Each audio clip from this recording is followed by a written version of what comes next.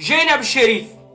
ko kanko fuɗɗori ɓornagol teni gendarme publiya ka réseaux sociaux avant makko hari woɓɓe go ɓornaki ɓe toñay woni Jeynab Cherif ɓe jaggoto mo woni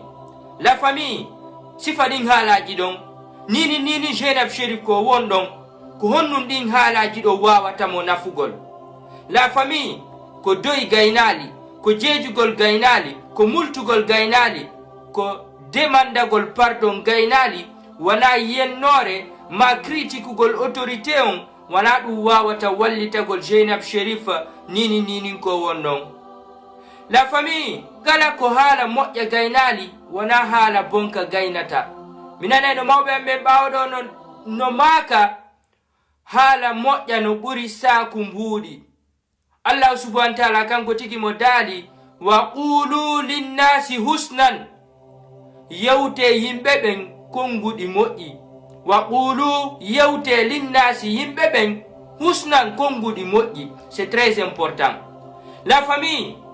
hande Jeynab Cherif ko won ɗon il faut reconnaître hinomo e tort koma waɓe reconnaissugol ɗum ɗon landoɗen pardon e hoore ɗum ɗon mais wona arugol ɗo ɓaɓanamo jagganamo inna no fus o waɗali yenna jogitiɓe moɓen wona ɗum ɗo wawatamo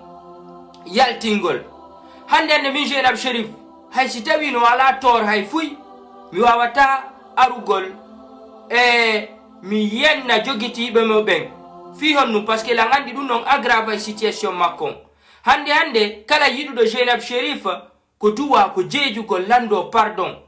eyno ɗo Jeynab Cherif eyno ɗo juɓe ɓe woni inude ɓen ɓornike teni militaire ji avant makko eyno ɗo Bala Samora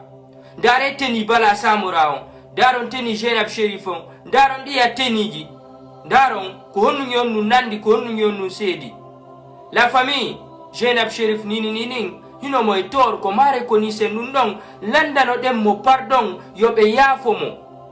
o ɓornike teni gendarme marɗo grade ha franchement napiyum labaku yimɓe buyno ɓornade avant makko ɓe nangaka wano dumamma kadi jaman noire ɓe waɗi vidéo ɗe balɗe ɗo ɓe ɓorni teni militaire est ce que goɗɗo nangiɓe est ce que goɗɗo naɓiɓe maison centrale donc du coup ko nangi kon Jeynab Cherif nangali ɓeeɗa no holli way réellement Jeynab Cherif noye tor kono enen konnu wawete landade autorité on koyeɓe muññano Jeynab Cherif ɓe accitamo sifaɗi piiji ɗo kadi c'est normal yo état waɗu enquête mum par ce que hande yimɓe buyno warede yimɓe buyno attaquede ɓeyna wonɓe attaquede ɓen ko ɓorniɓe teni gendarme donc du coup si ɓe yiɗi goɗɗo teni gendarme ɓe duwamo nangude ɓe landomo ha kontettuɗa ɗum ɗo ɓe raɓɓa renseignement ji ko hombo jonnuma ko honno hen dorɗa c'est important kono noon menen min falaka yoɓe jogito Jeynab Cherif ka maison centrale par ce que maison centrale ko fi malfra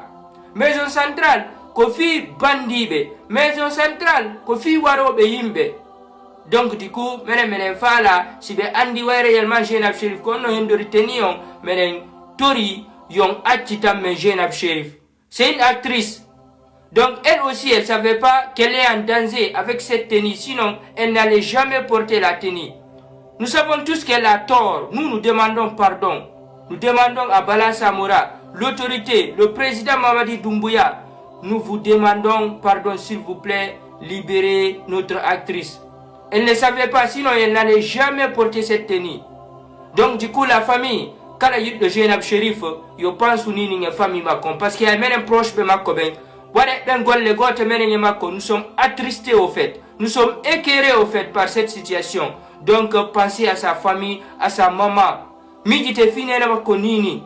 Donc acce yennugol autorité o ma criticugol ma bambangol mo hoore ɗum ɗo. Hay si tawi mo mari gonga mais yejjiten taw nini ko e lando pardon fino ɓe wawira accitirgol mo sendite vidéo au maximum fiyo waw hewtugol autorité o wassalam.